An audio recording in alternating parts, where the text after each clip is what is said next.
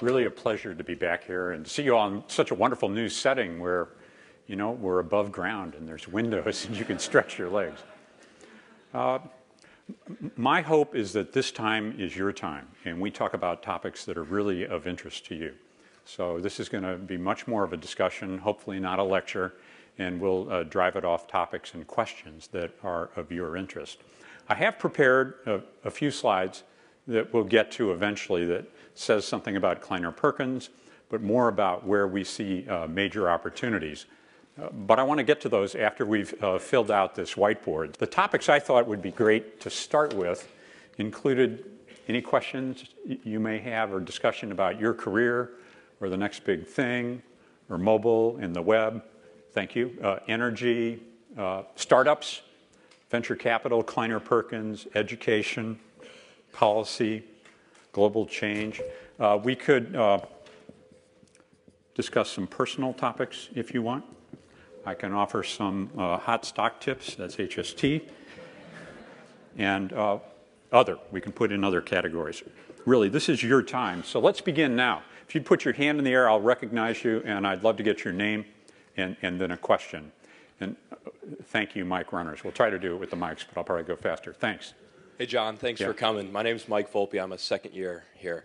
My question is around the advancements in the production of unconventional natural gas and how they may have impacted the thesis in clean tech investing, and then whether Kleiner is still bullish in that area and will be raising future funds.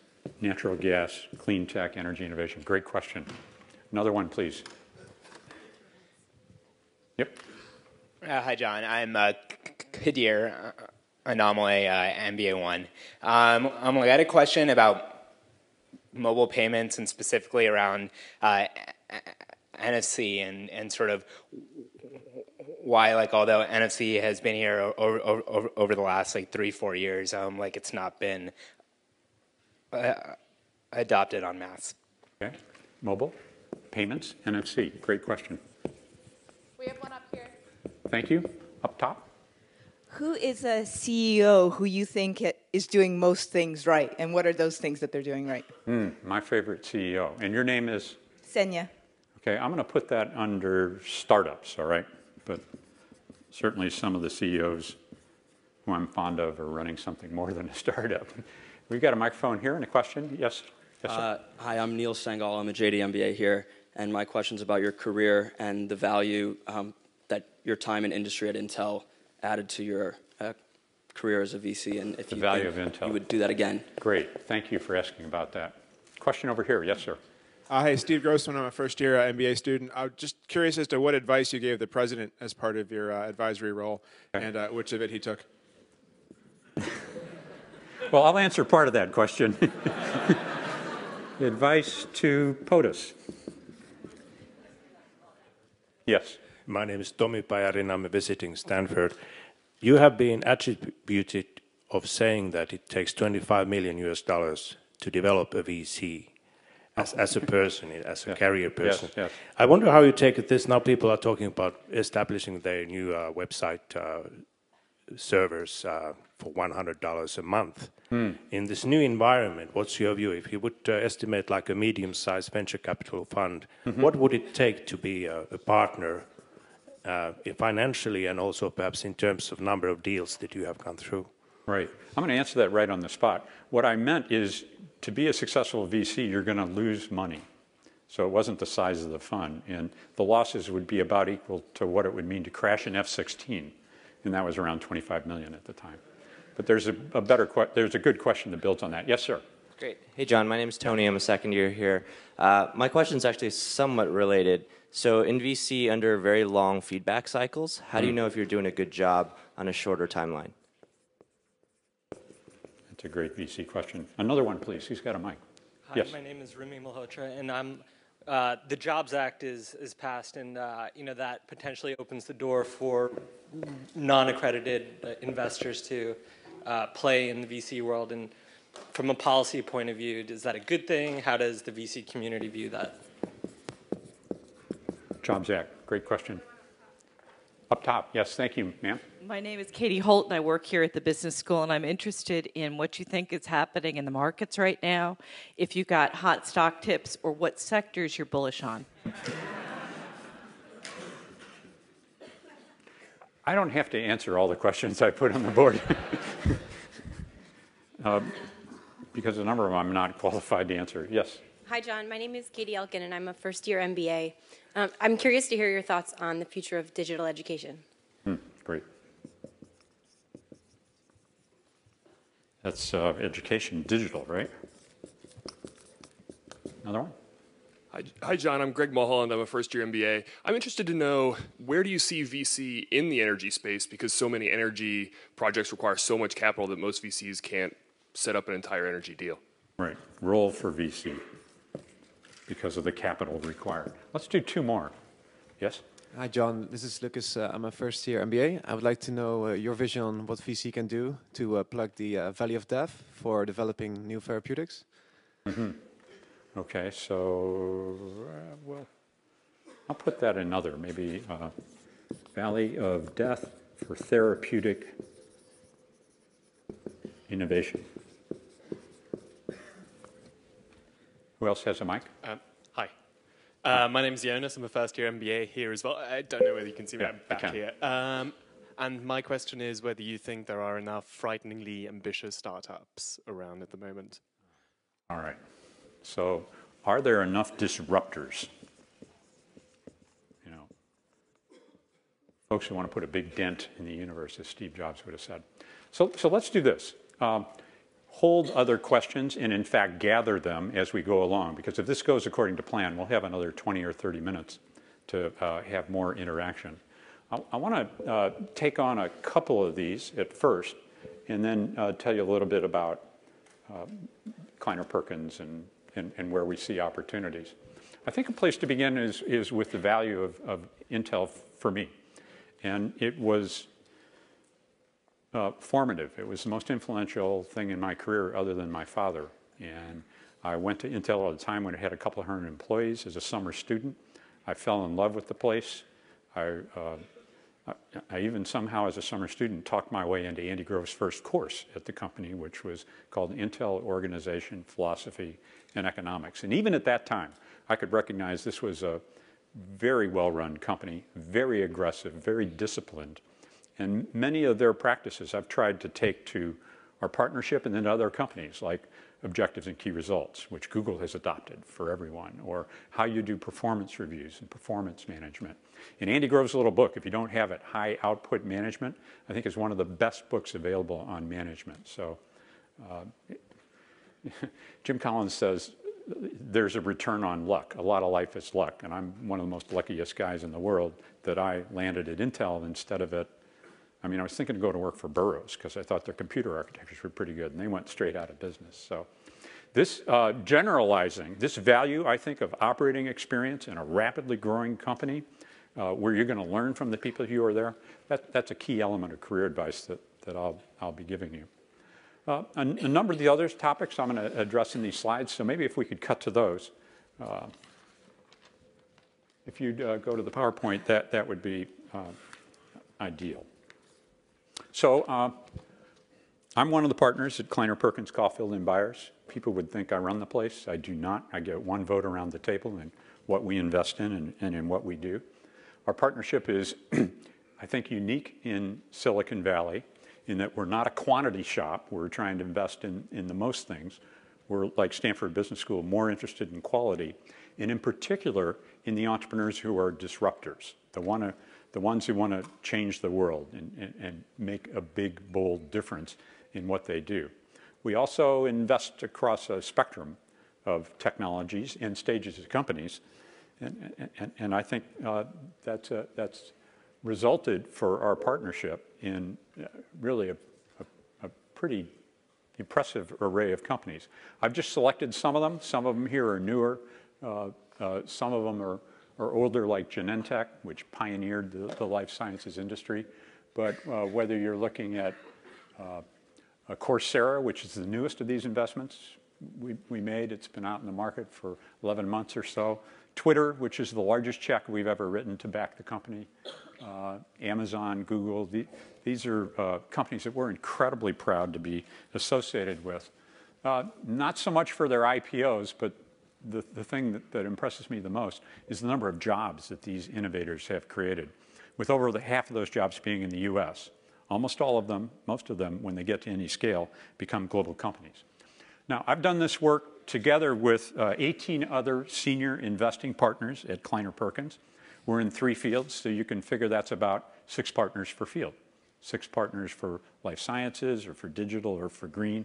It's not quite evenly divided, but we're investing in 3 areas. One is the life sciences or biotechnology. I refer to that as BT.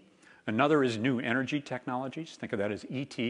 And then there's information technologies, IT. So BT, ET, IT, all driven by innovators, all investing against an initiative, a thesis or a theory or a passion that something important new is going to happen.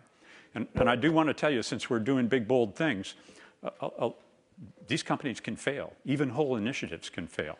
And that's okay with our limited partners. They have a number of managers and venture investors, and they'd like us to swing for the stands. Let me say one other thing. Of these 18 or so senior partners that we have, 4 of them are alumni of the Graduate School of Business. I applied. I've audited courses, but I didn't quite make the bar to get in. I want to focus on IT, not so much on BT or ET. And it's because, as the dean said, you and we are extraordinarily fortunate to live where we are. This is ground zero. Within 20, 30 miles of here is most of the world's innovation in most of the technologies that have changed the world. It's really remarkable. And I can't imagine Silicon Valley without Stanford University. There have been 3 huge waves, I think, in the information technology innovations during our lifetimes. The first was when Intel popularized the microchip in the 1980s, and we saw it as the personal computer era. Companies like Microsoft and Apple Computer grew out of that. 15 years later, in 1995, we embarked on the second great wave, and that was the internet. And it led to companies ranging from Netscape to Amazon.com. And I want you to know, through the worldwide economy, most leaders and most businesses were terrified. They could not understand what it is that internet would do to their businesses. Coincidentally, run the clock forward 15 years further to 2010, and there's a third huge revolution underway. And it's driven by mobile devices, by the special properties of social networks, combined often with those devices, in the transition to the cloud. And we've seen leaders emerge, like a Facebook and a LinkedIn. I've highlighted here some of the companies that we're investing in those areas. The combination of mobile and social and cloud coming together is like 3 tsunamis converging. So their effect is multiplicative, not additive. And that's why I think there's such extraordinary opportunity. Look at the trends just here in mobility. I want to start with the growth of the iPod from the first quarter it was launched, the first device that made Apple a mobile computer company. Compare that, if you will, to what happened with the iPhone. That's the iPhone relative growth compared to the iPod in the beginning. And now layer on top of that, if you will, the iPad. And look at that growth relative to the other 2. What's happened at Apple Computers, remember, there was no iPhone 6 years ago in 2007. There was no App Store 5 years ago in 2008 at this time. There was no iPad 3 years ago.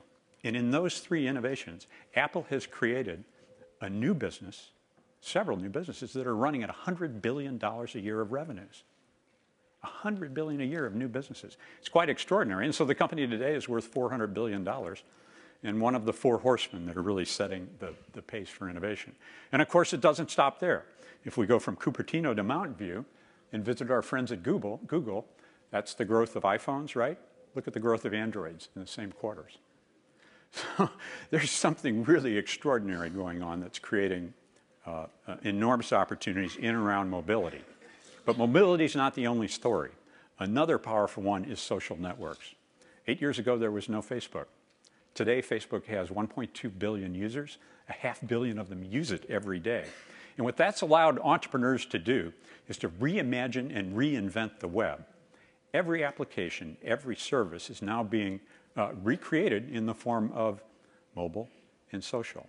So we're moving from the old web of documents and websites to the new web based on people and places. From documents and websites to people and places. And it's having a quite extraordinary effect if you look at the companies that just in the last few years that are reimagining and reinventing the web. Back then, newspaper was the way we got our information. Today, it's Twitter with real-time reporting and graphics. Back then, we used magazines. Today, these are social magazines and moving very rapidly to be a rich way to get to the most valuable stuff on the web.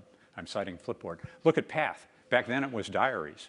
Today, it's really intimate sharing of frequent moments in a truly personal, truly social network, not just a gathering of your acquaintances.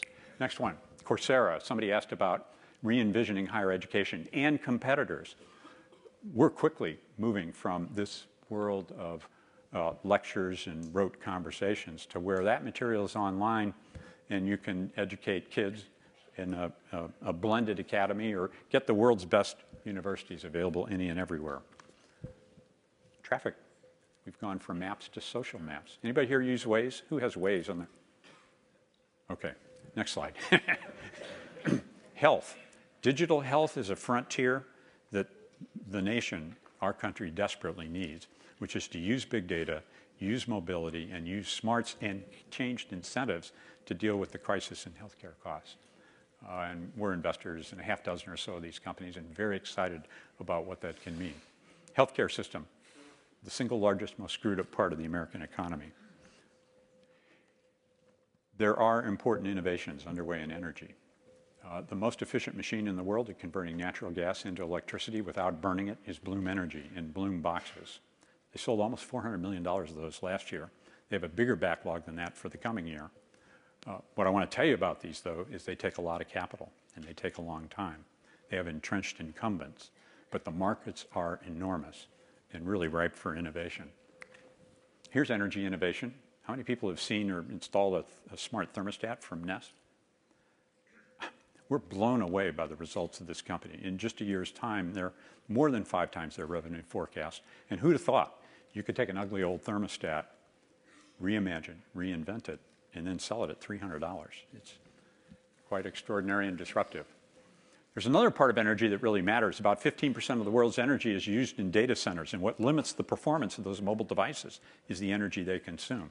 So we have a low power initiative that involves 5 breakthrough technologies that would do everything from taking us past Moore's Law to delivering displays that are 10 times more efficient. Very exciting work in that low power initiative. And as another example of an innovation, we're backing some entrepreneurs that have found a way, and you can buy it at Whole Foods now in small quantities, to deliver chicken that has none of the entrails, none of the diseases, none of the blood, is completely tastes like chicken, more protein from legumes, and it's lower cost, which has tremendous implications for the developed world. So look for Beyond Meat. I want to transition from those, if I can, for a moment to a little bit of career advice and then dive into these questions. If I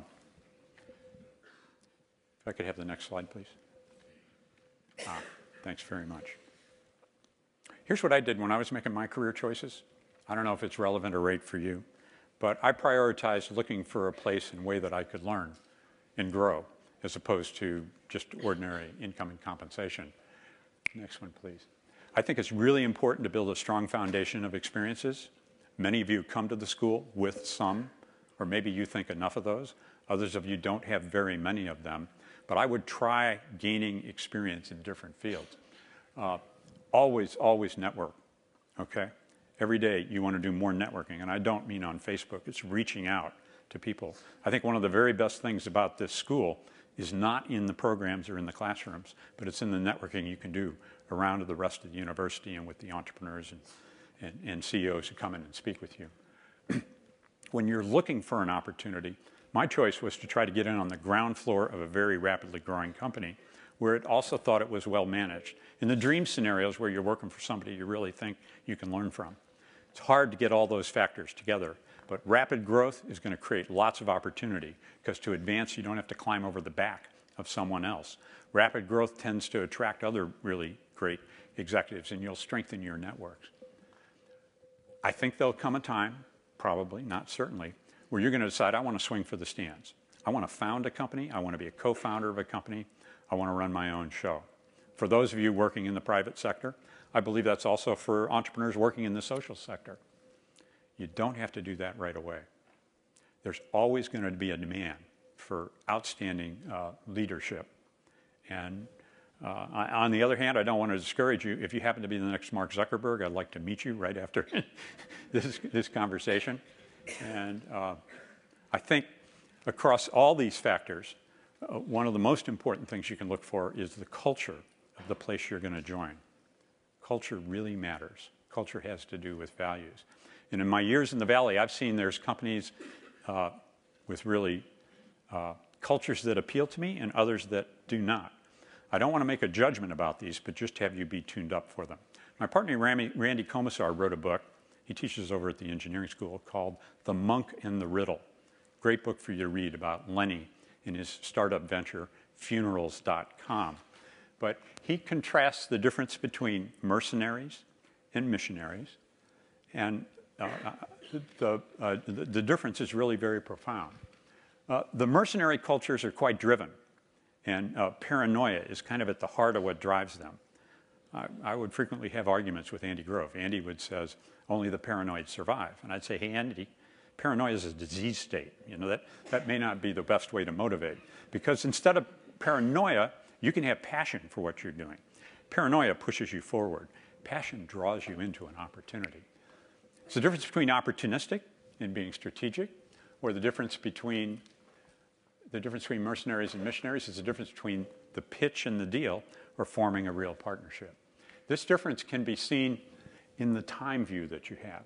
Is this venture on a sprint to go build the next Instagram as fast as we can? Or are we going to take a very long view, the way Jeff Bezos does at Amazon.com? I'm not judging one or the other as right or wrong, but it's an important dimension. Are you going to obsess on the competition or obsess on the customers?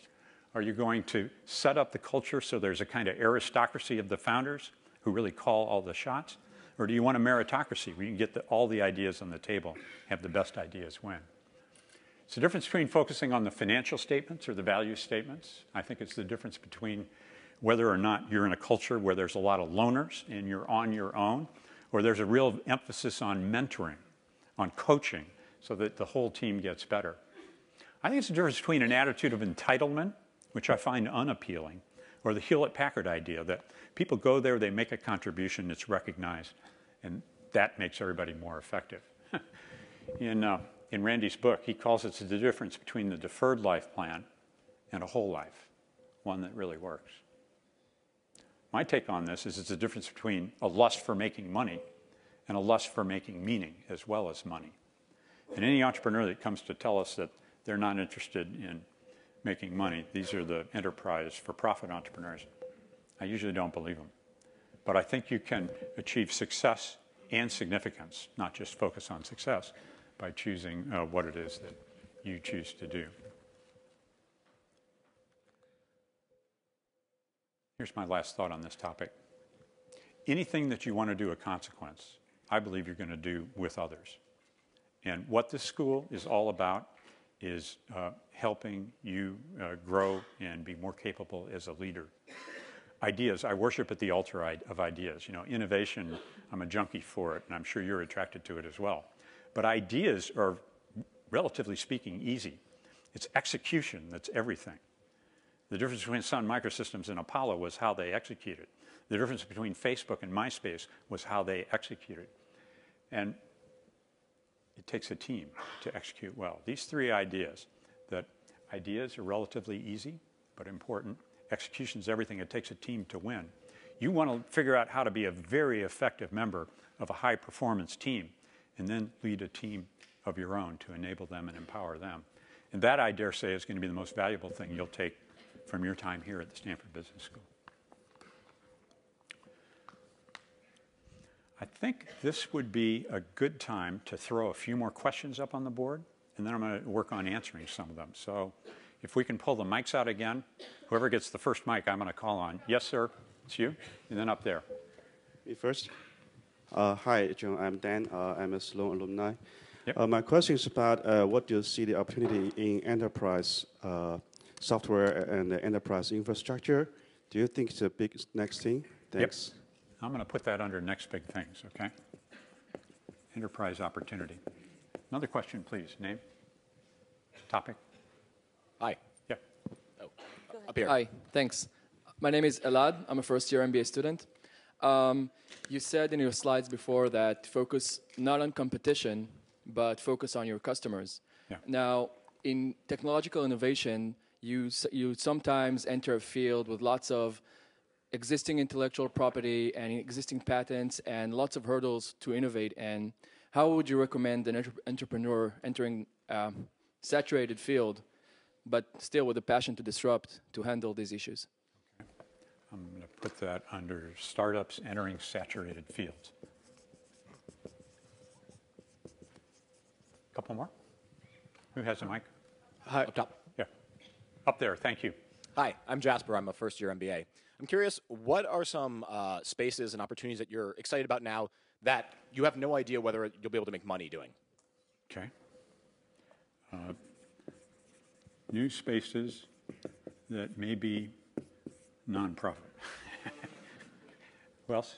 Thank you. I'm Alex. I'm a first-year MBA. My question is a bit similar, but if you're an MBA right now, where would you be focusing on? All right. MBA now. I didn't come here to talk about it, but are there any questions about Kleiner Perkins? If so, I want to not overlook that. Yes, sir. Hi, I'm Tom. I'm a second-year MBA. I'm curious what your thoughts are about startup markets in the U.S. outside of Silicon Valley, so New York, L.A., and so on. Okay. X the Valley. Yes, sir. Hi, John. I'm Hi. Gerardo, MBA 2 from Mexico City. I'm curious on what your thoughts are on the proliferation of startups outside of the U.S., going a little bit deeper into that. Okay. Startups outside the U.S. One more, and then maybe I'll dive into some of these. Who else has a mic? Yes, up top. Hi, John. My name is Drew Bodapalli. I'm a joint MD MBA. So my question is about Kleiner's strategy in healthcare. That's not just biotech. I know you're very large in medical devices, but it doesn't seem like that's as much a focus right now. Your thoughts on that industry? Where did I put healthcare? There was another healthcare topic. Therapeutics. So that's a Kleiner question, really. What's KP's healthcare strategy? Let me, if you can, ask you to hold the questions, and I'm going to tick through some of these that we didn't cover before, and I think we're going to have time to come back for more. So I talked about the value of my experience, anyway, at Intel. And then somebody asked me a really tough question, which is what would be my advice to an MBA now? And I think the place where I'd start is to recommend that you go to a field first that you believe is attractive, but secondly, where you have technical expertise, some kind of technology expertise. And that doesn't mean you got to go get a degree in engineering or computer science if you don't have one. But if I had decided that I was really interested in the technology of hybrid seed breeding, I would find while I'm here 1 or 2 courses outside the school and audit those or take those for credit, because you are also at one of the great scientific and engineering institutions of the world. And I'd work to network in that way, because I think innovation in technology is a great disruptor. That doesn't mean you've got to pursue seed breeding as a career for the rest of your life. But I must tell you, all the CEOs that I know are startup executives who are trying to lead and run technology companies and who can't program or don't have some grounding in the technology, they regret that. So that'd be one piece of advice. The second thing is I would, as I said before, network like crazy. I hate to say this with the dean here, but I don't think your grades at Stanford Business School matter. What matters is going to be the, of course they're important.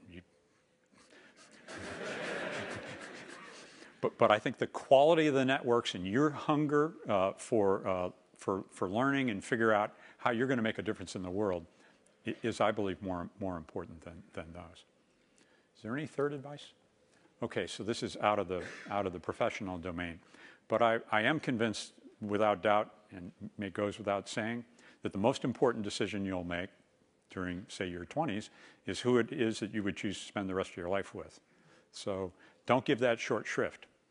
Don't wait until you're 30 to figure out who you may marry, because you might find yourself running out of time by that time and end up choosing whoever it is you happen to be with.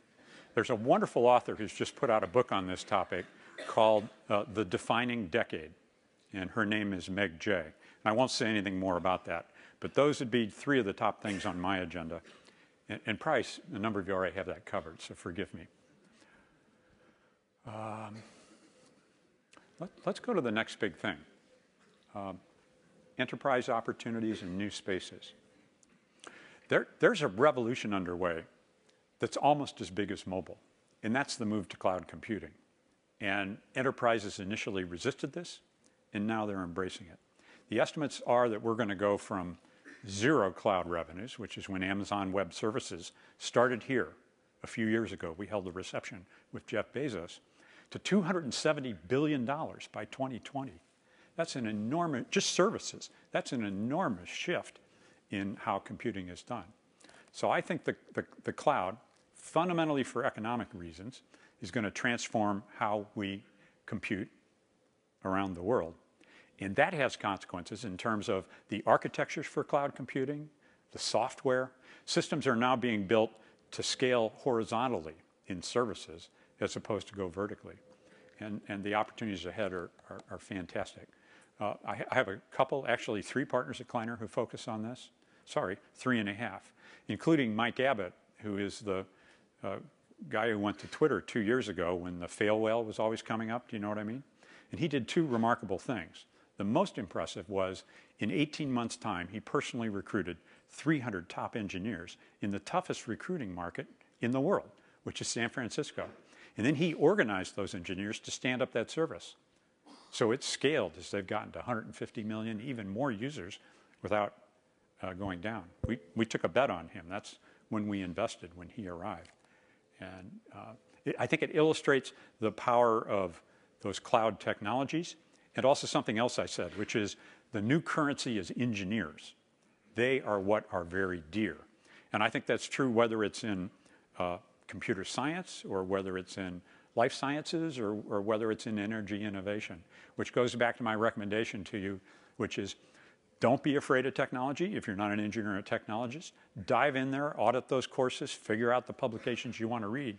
You know, Bill Gates graduated from Harvard without a degree at all, and he self-taught himself to be an expert in vaccines. So you can do this. What are the new spaces, the big wide open ones that we're looking for anyway? Well, I'm not going to tell you about all those, but there are some we talk about, and every year we go off and we look out 3 to 5 or more years in the future. Our partner Bill Joyce sees even further than the rest of us. He looks around corners. But in each of the areas that we work in, for example, in healthcare technologies, we think it's possible now to build very targeted therapeutics with something we call a tiger team, where our venture doesn't go through the long, expensive clinical trials, but takes a technology right up to that point and then sells it in a very novel way to a large pharmaceutical company. That's exciting. So, as I said already, is digital health. In the area of energy innovations, my particular passion is batteries. It sounds pedestrian, but storage is the holy grail. If we could, together, make a battery that had 3 times the energy density of today's batteries, that would mean it would weigh 1/3 as much and cost 1/3 as much. And if that was the case, electric vehicles without subsidy would be cheaper than gasoline vehicles. Think of that. We backed 4 battery companies. Some of them look promising. I don't know if any of them are going to work, but it's showtime. We're going to figure out in the next year or 2. I think the biggest opportunities, though, are in and around the digital technologies, the mobile and the web. And you can just see hints of what those transformations are when you hang around Google or read the technology press. How many have been in a self-driving car? It's an extraordinary experience. It really is. And what that will mean for the productivity of people who are wasting time in traffic, the fuel that's wasted, the dollars they have tied up in cars as opposed to typing in on your smartphone you'd like it outside your apartment or dorm room and it appears. The safety, 35,000 people in the United States die in traffic accidents. The congestion on the roads. God bless Larry Page. And Sergey, he's got a great big vision. We believe that these wearable devices, whether they're smart bands or Google Glasses or gathering more data, watches, are going to be quite big. There's going to be a big opportunity there. In many cases, I think they'll take the place of the smartphone that you carry around with you. I'm particularly passionate about innovations in education. I think the second largest, most screwed up part of the American and the worldwide economy is public education. And in particular, in about 20% of those schools in our country, we are killing the kids. They do literally design where they're going to put prisons around the neighborhoods where the academic performance is terrible. Bill Gates says every life ought to be created equal. I think every kid ought to have an opportunity to a great education. And I've been working in this field with a Stanford, GSB, Ed School alumnus, Kim Smith, to create a venture fund called the New Schools Venture Fund and encourage entrepreneurs and fund them. And I think only now can we begin to see something that will scale very quickly. You see it in Khan Academy, which has over 5 million daily users taking their courses, and we know by studies advancing a lot further. You see it in Coursera, right? Coursera's 11 months old. They now have 2.5 million students who've signed up for 3.5 million courses that come from 58 universities with a course catalog of, I think it's something like 300 offerings. And they have good competition also in this field. So finally, I think one of the last bastions resistant to change, the education system, the ones dominated by teachers' unions, or higher ed, which has the benefits of tenure, are extraordinary. I remember when John Hennessy called me about Coursera. And I said, so John, why are you excited about this? And he said, you know what? The community college model in the United States is broken. Their business model is broken. They can't get enough really great faculty. They can't get great curricula. But if you can take the mainstream or even the specialty courses and offer that to U.S. community colleges, that's a great deal of good. And I haven't said anything about education globally either. Okay, payments in NFC. I confess I should know more about this than I do. I think there's very little doubt. We can all agree that these devices, this Android, which has NFC in it, are going to become our mobile wallet. These are amazing things. They're broadband, they're connected, they're always on, they know who you are, they know where you are. It's your diary, it's your entertainment, it's your wallet, it's your identity. But I remember talking to Steve about this from the point of view of Apple. He just didn't believe in NFC. And he didn't actually believe in trying to create a digital wallet until you could put everything in it. Your driver's license, your social security card. So payments wasn't enough for him. Fortunately, I'm really proud, we were able to back Jack Dorsey in his company Square, where my partner Mary Meeker's on the board. And they took a particular part of the unserved payment system, which is very small merchants, and said we're going to sweep through there with an innovation and then partner with large retailers like Starbucks to transform the purchase experience. So how many of you use Square on a smartphone? Okay, so maybe 30% of us. With Square on your smartphone, you walk into Starbucks and you just tell them what you want, and it's never rung up. It identifies who you are. It concludes the transaction. It gives the retailer the history of what you bought before, and I think that will spread. It will spread rapidly, but not explosively. I think change of that behavior takes time. Mobile payments is a really big deal, and probably there'll be multiple winners. Let's go to venture capital for a moment. This notion about it takes $25 million to start a VC fund, as I said before, no, I think it takes $25 million of losses to train a good venture capitalist, which is to say the business that we work in is one with risk, and they're failures. Most ventures fail as measured by their not in business 5 years after you invest in them.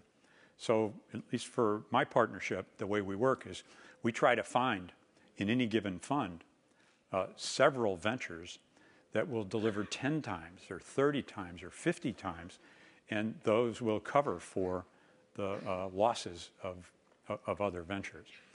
And you live in an extraordinary place. This is the only place in the world that I know where it's okay to fail, and you can change your job without even changing where you park your car. I mean, it's very, very special to the culture and economy of this place.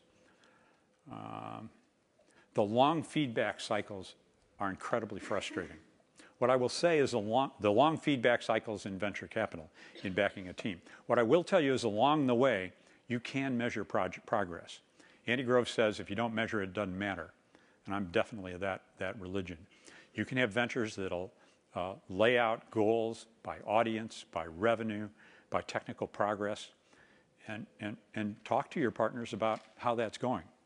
At Kleiner, every quarter, we have a very detailed operational review. Sometimes there's not much to it because we're trying to build a breakthrough battery.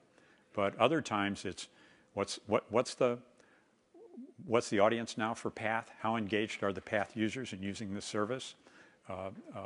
What is their engagement rate? How do the cohorts stay engaged or not? So I think lots of things about the business can be measured. But the average to a return, they call them exits, I don't like that word, but to liquidity, is going to be on the order of 5 or 6 years. It was 5 years after we invested in Google that it became a public company. It'll be 13 years after we invested in Bloom Energy that it'll be a bigger than $1 billion profitable energy provider. Somebody asked who my favorite CEOs were, and without ranking them in any particular order, of course, I think the one we all miss the most is Steve. But Jeff Bezos is extraordinary for the clarity of his vision and his commitment to the long term and his willingness to experiment and innovate. I'm a big fan, as you can imagine, of Larry and Sergey and Eric Schmidt. What those three guys did when they welcomed, or those two founders did when they welcomed Eric into their team, you know, in the next decade, they built from nothing $250 million of value in technology companies. And through that period of time, our hope was that Larry would be ready to take over from Eric, which turned out to be the case. So great team, great CEOs there, founder. I really admire Jack Dorsey.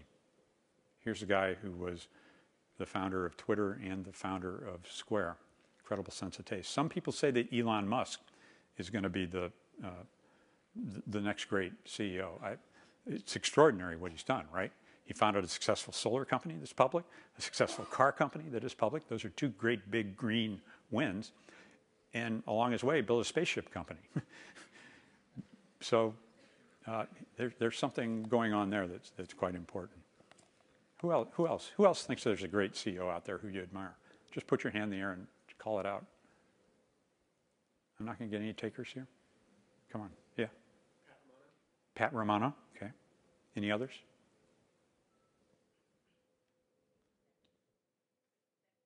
Yep.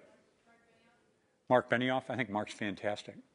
Among the new generation of CEOs, I'm a huge fan of Mike McHugh over at Flipboard, and Dave Morin, one of the younger CEOs that we backed at Path. I'd watch these companies. I think they're going to do very well. Hey, Tony Fadell, who built Nest Company and did the iPod before that. So, favorite CEOs, disruptors.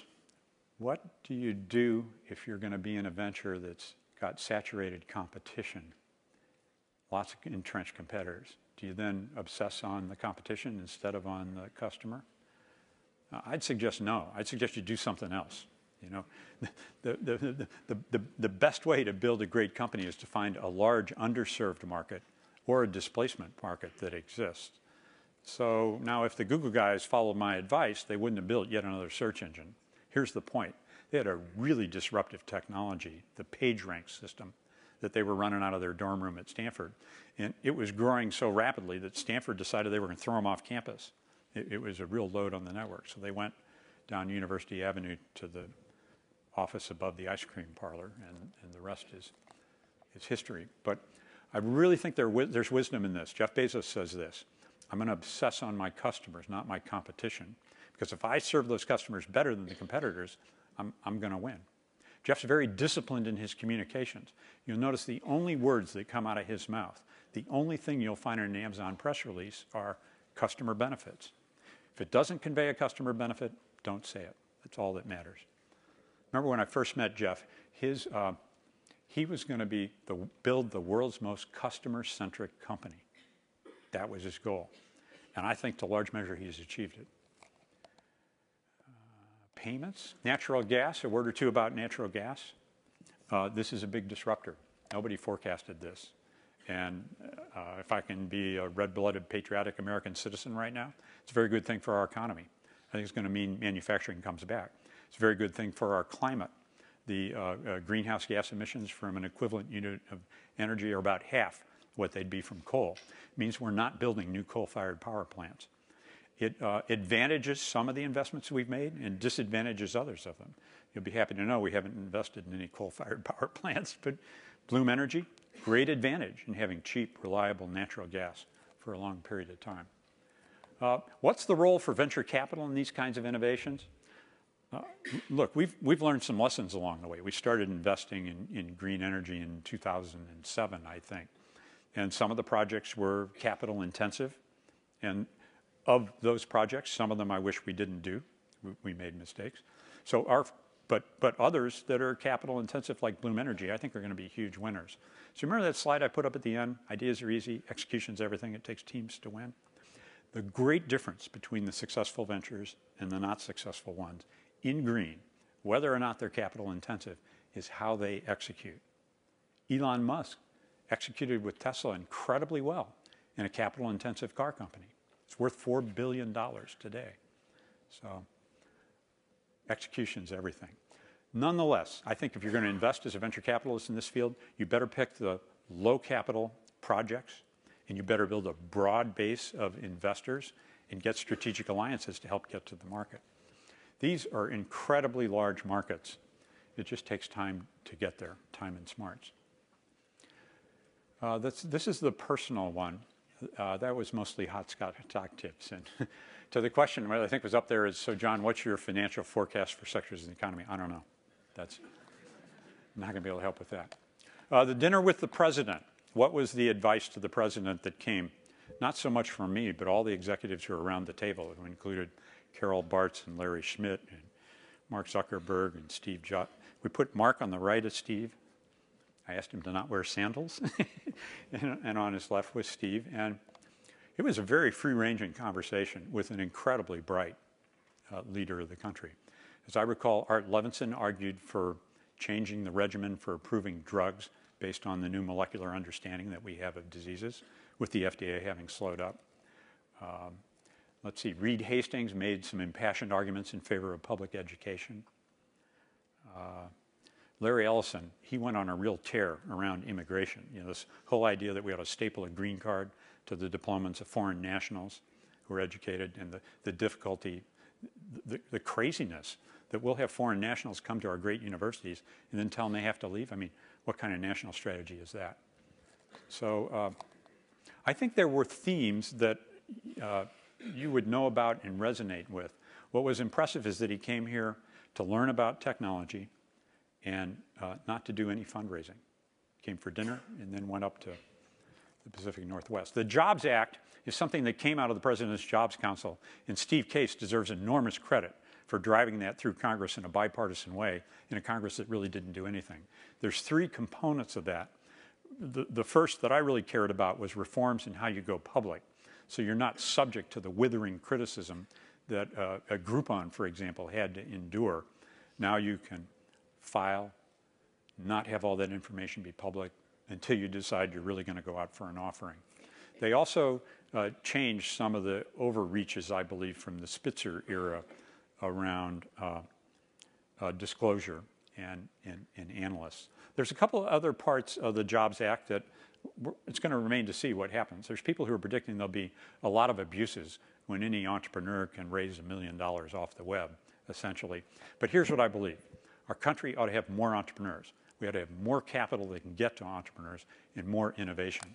So I'm glad this act was passed, and I think any corrections that need to be made can be done on a regulatory basis. We're coming quickly to the close of our time, so I think what I'd like to do is ask for 3 more questions, just those 3, and I'll try to answer them right after you pose them. You got a mic there. Thank you. Hi, my name is Josiah. I'm a second-year MBA. You mentioned and you showed us the growth of smartphones and then tablets. I'd be interested in your thoughts on what you think the next screen is going to be, and when how far behind we are in terms of that next growth trajectory for that specific screen, whether it's home television, Google Glass. I think the next great screen is going to be the second screen in the living room, and Apple does not yet own the living room. Neither does Comcast. We've backed some entrepreneurs who hope to build services in advance of those screens coming out. Maybe they're going to be Android tablets. I don't know, but I think that's the most important next screen. If your question was about the screen display itself, there's this company called LuxView that's figured out a way. Did you know 90% of the power that goes into a screen today is wasted? There's this backlit emitting device, and then it goes through all kinds of filters. Well, if instead you have a technology that can put down tiny LEDs, 2 of them per pixel, and they directly emit the light, you get 10 times greater brightness out of that device, and it's flexible. It can fold. So you can see it vividly out of doors. That's what LuxView is making and building, and it'll transform the biggest source of power consumption in the devices. Thank you. Hi, John. I'm Lance. I'm a PhD student here, and I'm curious to know what you guys aren't interested in, either because you think there's been overinvestment or because the impact of technology is overstated. That's a good question. We're not interested in the next relatively inconsequential, anonymous social dating site that will allow you to get laid before you get to the end of Palm Drive. We've ruled those out. We can't do everything. So there are some venture firms that are focusing on, for example, retail technologies. There are venture firms that are investing broadly in diagnostic devices, which we did at a period of time and we've stopped investing in. We're generally not investing in new hardware, but Nest would be a counterexample. Whatever rules I tell you, I want to tell you are just guidelines. The key to my business is every year we receive 3,000 proposals from entrepreneurs. We read them all. We take probably 500 meetings with entrepreneurs out of those 3,000. And the first thing we read, by the way, is the back of the proposal to look at their resumes. We take 500 or so first meetings. Those will result in 100 second meetings. And in the end, we'll make 30 new investments per year over those 3 groups that I'm talking about. So we're pretty picky. We measure ourselves on how many of the investments we see that our competitors have made. We do a 6-month retrospective. There's half dozen competitors we pay attention to. We are seeing right around 50% of the investments our competitors make, and our goal is to drive that to greater than 60. It's been improving about 10% a year. Then we measure how often we think we make the right decision. I'm not going to reveal that number, but I will tell you when we decide to compete for an investment, we measure that, and we win 80% of the time. So we're not trying to work on that ratio so much as coverage and better decision making. I'd like to close with 2 thoughts. The first is that for those of you who would someday like to be in the venture capital business, my advice is get really meaningful, successful entrepreneurial experience first. I really recommend that because it's going to help you serve the entrepreneurs you're working with. It's going to help your judgment. It's going to help you compete to win the opportunity to advise them. You can't buy a position on a board of directors. You want to earn the opportunity to do that because you can hopefully add some value to what the entrepreneur is going to do, and together you can make new mistakes instead of affecting the mistakes of the past. My second thought is there's never been a better time than now to start a new company or to be part of a startup. It may or may not work in your career, but this explosion of technologies that I described, the fact that the market of internet users is 1 billion people, I kind of pinch myself and can't believe I'm alive at this time, working in this place with the really great opportunities that we have. So here's the deal. If you would like a copy of these slides, I'd like you to send me a mail message to jdor@kpcb.com with your 3 favorite books. And I'll send you the slides and the 3 of my favorite books. Before I sign off, I want to tell you the 3 that I've read recently and that I'm enjoying a lot. The first is Al Gore's The Future, a very unpretentious name, where he's describing 6 global drivers of change, and it's really worth reading, maybe a chapter at a time. The second is this book I already mentioned called The Defining Decade by Meg Jay. It's not written for me. It's written for 20-somethings. And then the third, if I can promote it, is Sheryl Sandberg's book that just came out today called Lean In, which is about women, work, and the will to lead. Thank you very much for the time. I look forward to hearing from you.